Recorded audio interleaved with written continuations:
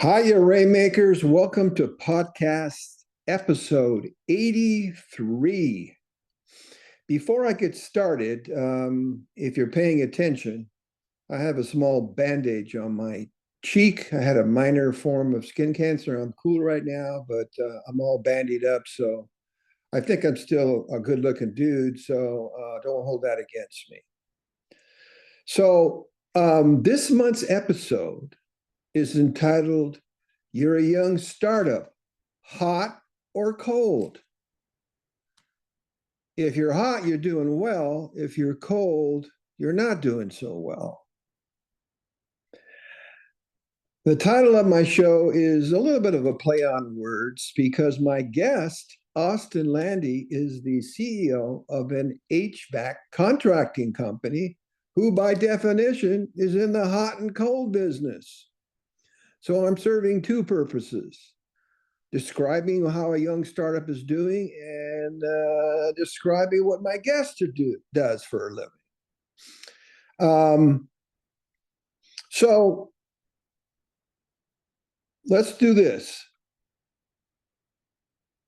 It's all about conserving energy every day, isn't it, baby? It is expensive energy out there. And what Austin does, in my opinion, can lower the energy bill. Austin is a young entrepreneur whose business is called Heat Pumps Now. Not tomorrow, not today, now.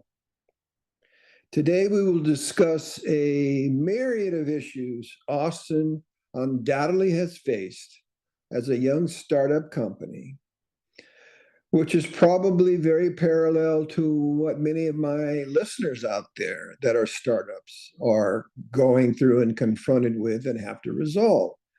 These issues could be, but not limited to, developing a strong value proposition or a strong USP, which is a unique selling proposition, how to market to increase your presence, to start developing your brand. What's a business model? Why is it important? How do you create one? And a business plan, et cetera, et cetera. So today's show is both educational in terms of the lessons we will learn and both informative in terms of how Austin is looking at his business. So before we get started, I'd like to do a brief little overview of Austin's bio. He's a graduate of the University of San Francisco.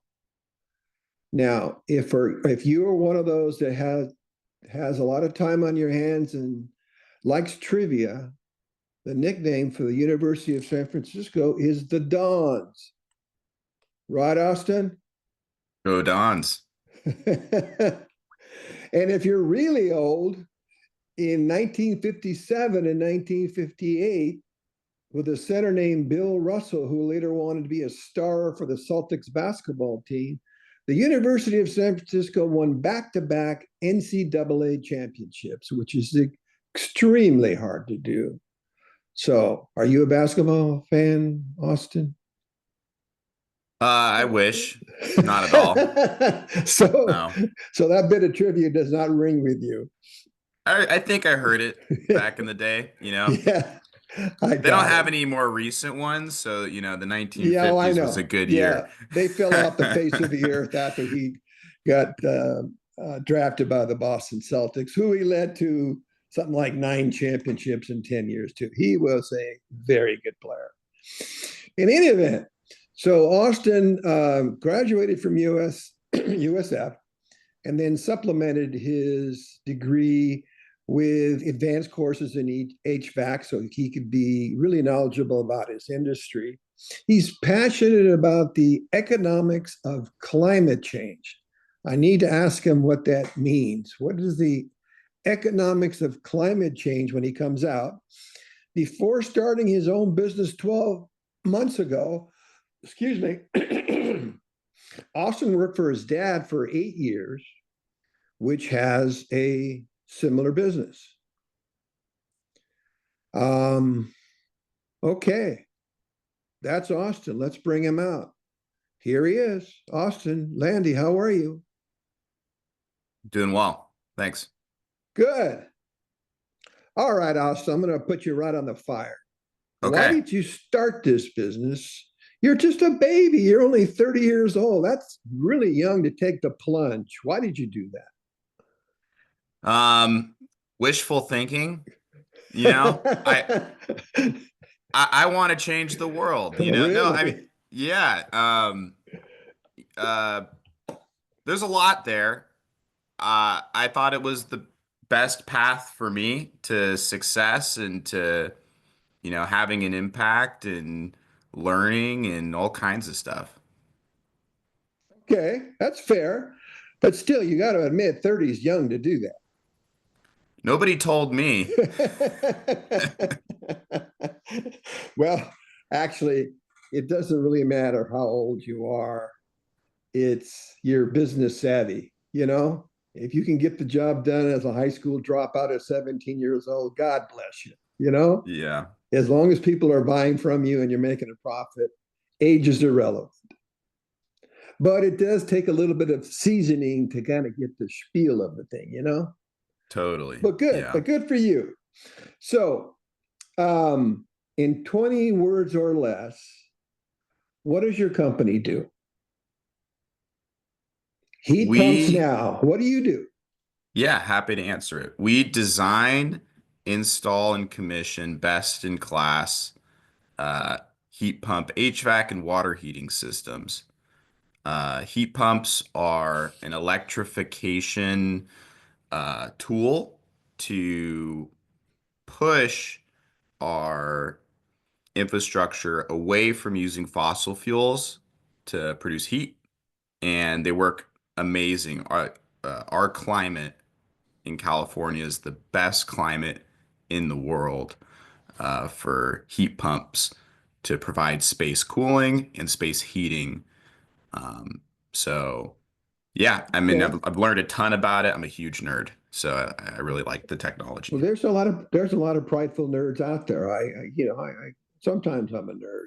We might be So getting ruled by one soon. yeah, so heat pumps, they're expensive, aren't they? Um, the full installation can be expensive. There are situations where it's comparable in upfront cost, but um, yeah, I mean, for me to go buy from the store versus a traditional system, it's negligible, but the expense comes in when you are having to customize a home, it's thermal properties, space requirements, it's ducting, um, to accommodate this different technology, that can be expensive, and that's very dependent upon the application. Okay, so for the uninitiated, maybe someone that's lived in a cave, what is a what does a heat pump do? Yeah, a heat pump pumps heat. It's Okay, that's it's a very pretty clever. terrible name. It's clever, but it's horrible. A heat pump is a refrigerant system, same as an air conditioner, Okay, exactly the same. You have an outdoor compressor and an indoor coil or air handler, and an air conditioner makes cold by moving heat inside your house to outside. That's how okay, it works. okay, And a heat pump does the same in reverse. It can go both ways. So it can pull heat from outside, even when it's really cold outside, into your home. Or in the summertime, it can pull heat out of your home and throw it outside. okay. Well, Um, in this day and age where everybody's talking about conserving energy because it's so expensive and alternative forms of energy, I would surmise that your approach to the business is designed to give maximum heating and cooling and get the bill down, the energy bill down. yeah, it's very difficult to produce an energy model that's accurate and guarantee it. But what I can guarantee that is, Another thing is it's very hard in California to be competitive with the price of natural gas. So those are two things that, we have to leave on the table and disclose. But what I can say is this system's going to work better. It's going to be more comfortable. It's going to be quieter. It is going to be very cheap to operate and consistently throughout the year. You're not going to have a summer peak, you know. Um, Right, right, and right, and right. and and it can be competitive, but I don't promise that their energy bill is going to be less. That's not Okay, something. okay. Yeah. I was just surmising. So I Googled HVAC contractors in Southern California, and there's got to be at least 100. I mean, it is almost a commodity. So getting back to the business model, your unique selling proposition, and perhaps you've already answered it. How do you separate yourself from the pack and give a compelling reason why a customer should buy from you rather than the other 99 companies that, in their mind, are essentially in the same business? Is it a me too, or yeah, those guys are good, but I do this, and maybe you should be aware of that? What is the response? What is your unique selling proposition? How do you pitch your clients? I really need to work on an elevator pitch. Yeah, that's what it Uh, is. yeah, It's an elevator because pitch, it's a mouthful, but it really is. We have but a it has to be process. succinct. You can't go ramble on for about a pair for 100 words. You're going to lose them. I know, and I don't want to do that here, so Yeah. maybe let me practice. We have a process. We have a process that is very careful. It's very detailed, and it's all led by design, and it's technical, but in doing this process, it doesn't increase the labor, but it increases the efficiency of the system, its lifespan, and your comfort in your home. As long as you have this, that could be 20 years. So, we're cost competitive on a time basis, but it takes us a lot more time to do this stuff. And that's Okay. that's what I say. Okay. So it takes you more time. Do you then price your service in the middle of the pack at a premium, or do you lowball it? Because it seems to me that you have a premium approach, and you should be charging a little bit more. Yeah, I itemize, and this is something I have been experimenting with. Different people want prices presented in different ways. But I itemize what we do. I itemize, you know, blocks of stages, like the design, like the installation, like the ducting, like the air sealing, like the insulation. And we break it down where people could say, "Hey, this one's a little expensive. I haven't seen this before. Why is this so much? What are you doing?" And we could start a conversation. Which is exactly what they're going to ask you. Yeah. Right. Yeah. Because they think And it's a commodity. it's not. I mean, I don't like selling by talking down on other people's hard work, but the Yeah. state of the industry is, pretty poor. If there have been many blind studies I could point people to with uh, almost like scientists, HVAC scientist, expert guys that go out and they use expensive tools to test, just the landscape of residential systems out there, and they are performing far below their potential. So there's a lot to improve on. Well, that was my next question is what's kind of the dirty little secret in the HVAC business that you have now become aware of that maybe the general public doesn't know that you could share with them? That's an really awesome question. That's why I Um, asked it. I get paid the big bucks to do this. yeah, yeah, I could tell. Um, what I wish everyone knew is what uh, private equity has done to this industry and many other industries.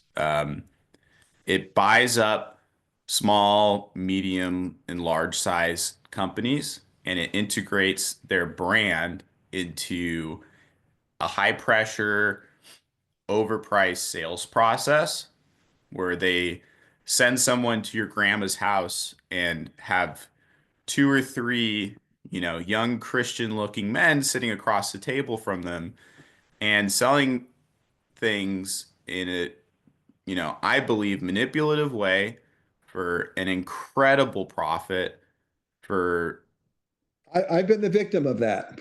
really. Yes. I mean, so many have, and their market share is absurd. Their reach is absurd. I don't want to compete with any like mom and pop people doing their best. I want to compete with I want to take customers from those kinds of companies and give them something that they're selling at the same premium I'm selling for. Like their prices are often still higher than mine, but their jobs take half a day to a day and a half. And mine take, a week to put in and a couple days to design, and it's just a completely different product. Their equipment's cheaper than mine. Not I because they get buy it. in bulk, because they buy crappy stuff. There's a lot there. So it's like if you went to a bar and ordered a martini and they gave it to you in 1 minute and they charge you $5, as opposed if they order a martini from you, it's going to take you about an hour and you're going to charge $10. I don't think the price I have seen their quotes Yeah. and I don't understand. I mean, I should probably go into some of their sales classes, because like they're really good, but their prices are so high. They're so high, Um, I would say the same or higher than mine. All right. And Well, yeah. let me go to some other basic questions then. Yeah, absolutely. Real briefly, in your bio, you stated that all gas appliances would be banned by the year 2030. Why? And what should homeowners do about that? Or why is that important to homeowners?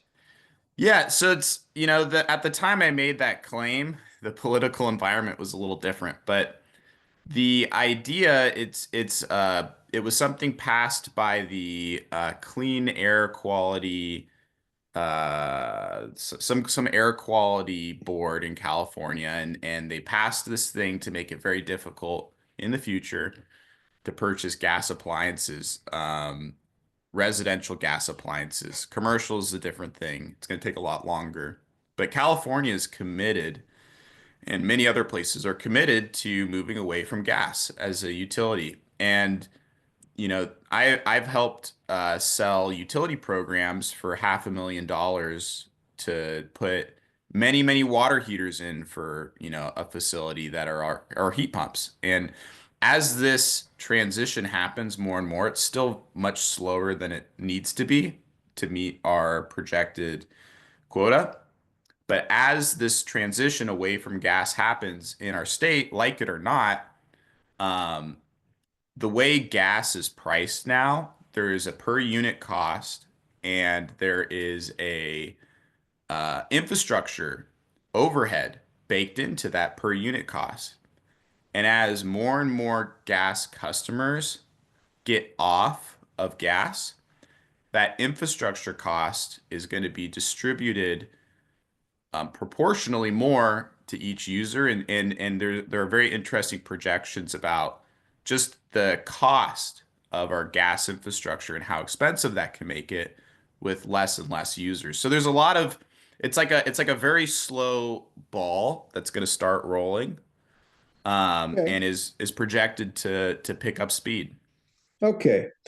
For many young startups, the name of the game is I have a good company, but nobody knows I exist.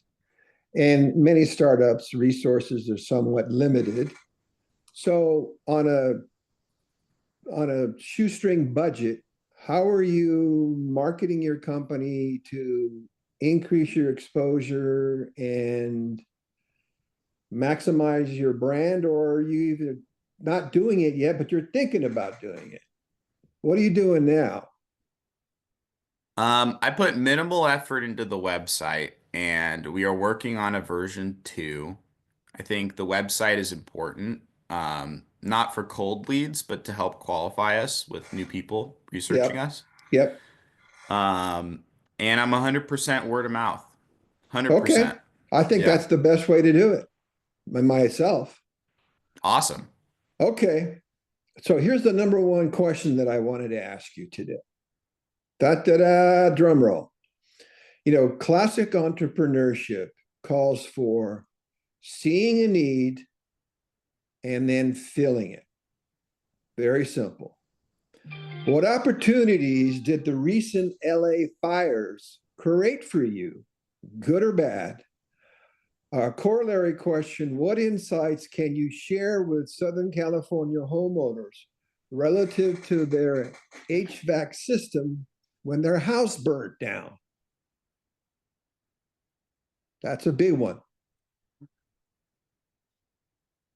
I think I think I specialize in home performance, efficient, tight, comfortable homes.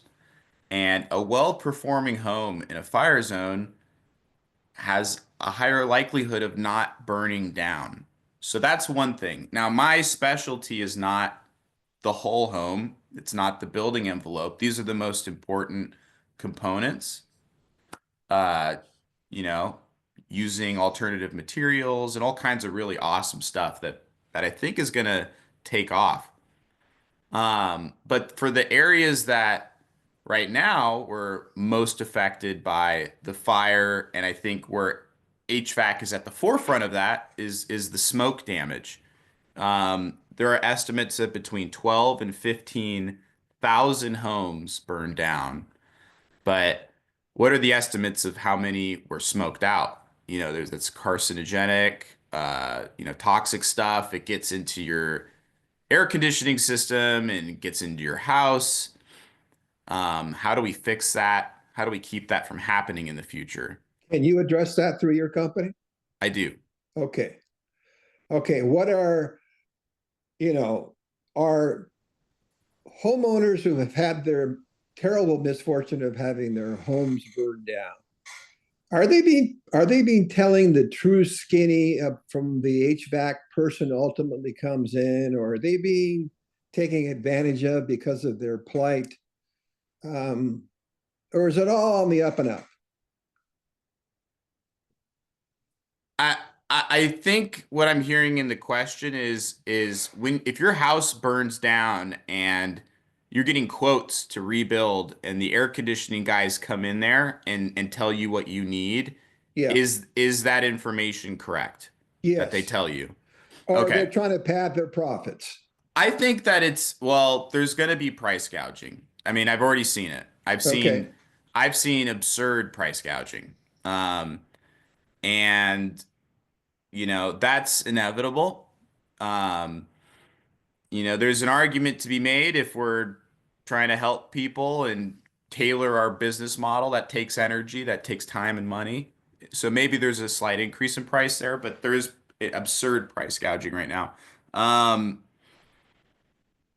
I think that the information the HVAC guys will give the people whose homes burn down is going to be the same as the information they give your grandma across the dining room table. And that's, we know what we're doing. We're going to take care of it. This is what it takes. We're the specialists.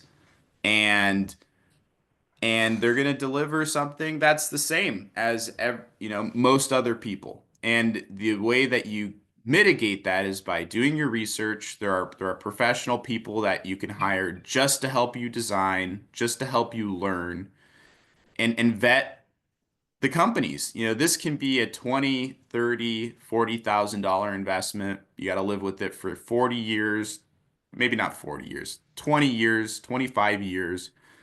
You should know what you're buying. Do your Right. research. Be Right. like that's what's going to bring up the industry is more informed clients. So what I have to do is I have to educate, and then they have to like, well, you're trying to sell me and teach me. Do I want to learn from you? Right. It's a difficult balance to No, strike. I understand. I understand. So whether it's due diligence or vetting a homeowner, because this is a large investment, should research the issue in terms of what's it going to cost me? What are the benefits? What are my alternatives? Is there a different approach? Rather than just unilaterally saying, well, the HV guy who's an expert told me I should do this, I guess that's what I should do. Yeah, That's and like then you saying get all doctors are not great doctors. All attorneys are not great attorneys. and then they say to get three quotes and you choose the guy you like the most. It's like that's not I don't know. Okay. So let's flip to the future for you and your company, Austin. I believe that every young startup has to have a vision of where the company is and where they would like it to be. What do you see is the future of your industry, and what new ideas are you pondering for your company, Heat Pumps Now? I think the What are you future thinking about? too much. I need to chill. I need to Well, go put give me these some things in and ideas. Give me sell give me some ideas. them. I know you're I thinking about something. yeah, I think the future is electric. So that's my brand, right? I think that I think that a higher there customers are showing up to meetings more and more educated through online influencers and resources like yourself. You're helping new business owners. You know, there are people helping customers learn about HVAC. I get wonderfully informed clients. And as that increases, it's going to drag the industry with it. And so I'm trying to position myself to be, you know, a trusted expert, you know, Okay. and that's the future. Are you satisfied with just doing this in Southern California? Would you consider maybe some geographic expansion or some tweaks on your product mix? Or you're happy where you are now? I'm exploring other adjacent services. I think that there are certain trades that I need to take more autonomy over rather than finding subs and stuff for electrical and insulation and framing. Like, you know, we need to do more. Okay. Um, Okay. but yeah, so, but I also, you know, I think that there's a path to integrate this into my family company and have a nice Okay. life. Okay. I got it. So, as we're getting close to the end, irrespective of what business you're in, doesn't have to be HVAC, could be any business. You're at a young age, you have a young company, and undoubtedly on your entrepreneurial journey, you have learned things, some best practices, and you've made some boo-boos like we all do. What insights could you share with my young audience as a takeaway in terms of best practices, I guess, that you have learned personally from your own company?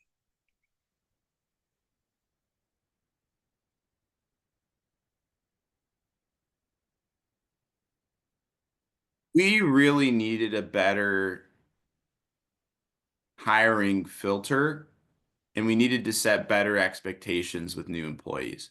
Okay, that's an important one for any company. Yeah. Okay, Yeah, good people it are hard to find, are they not? I think they are relatively. There's a lot of people wanting to work in the trades. I had in a month over 800 applications. Yikes. Yeah. Wow. And I filtered through them and I the resumes don't tell you much. Yeah. And so, you know, I think I should have been more intentional and careful with how I filtered through these people and gave them a chance, you know? Yeah. Um, Yeah. I got you. yeah. Okay. Well, that's certainly a really important tidbit because if you own a small business, it's a young startup, unless it's a sole person operation, you can't do it all. You got to have a few people that you trust and that are capable Otherwise, your product or service will not meet the snuff of what your specifications, your standards, because you're not doing it all yourself. You're delegating. So, okay. So, Austin, how do people get a hold of you if they're just interested in your opinion on something? What's the best way to get a hold of you relative to an HVAC question?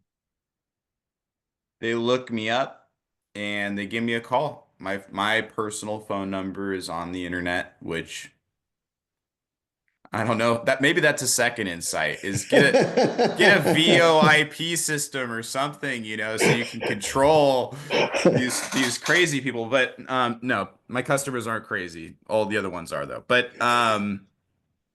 we yeah, and I get a lot of phone calls. I do. Well, that's good. That's good. Because to me, you mentioned it. It's what I call educational selling. Someone will come up to me and say, "Hey, Gene, why do I want to hire you?" Okay, let me educate you why you need to hire me, because they may not know why. Now that you know why you need to hire me, will you hire me? That's two-step. You don't have to ask a CPA, why do I need to hire you, Mr. CPA? Because the CPA is going to keep their butt from getting in trouble with the IRS. It's a no-brainer. There's no educational marketing there.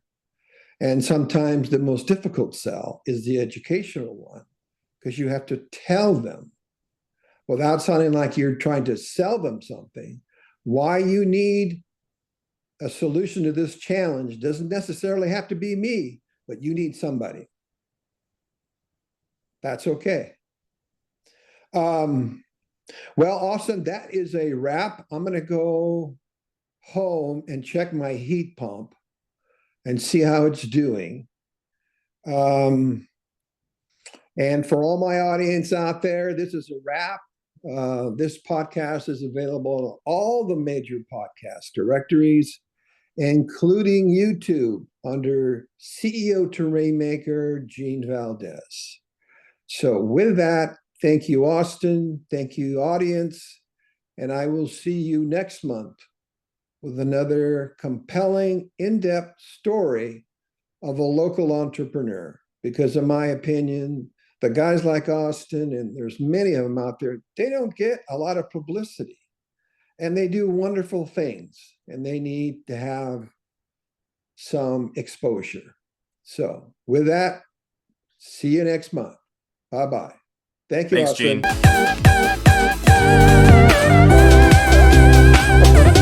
This has been CEO to Rainmaker with Gene Valdez.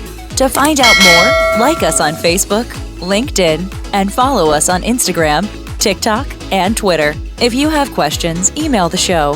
Find that link and others in the show notes. Thanks for listening, and join us again next time.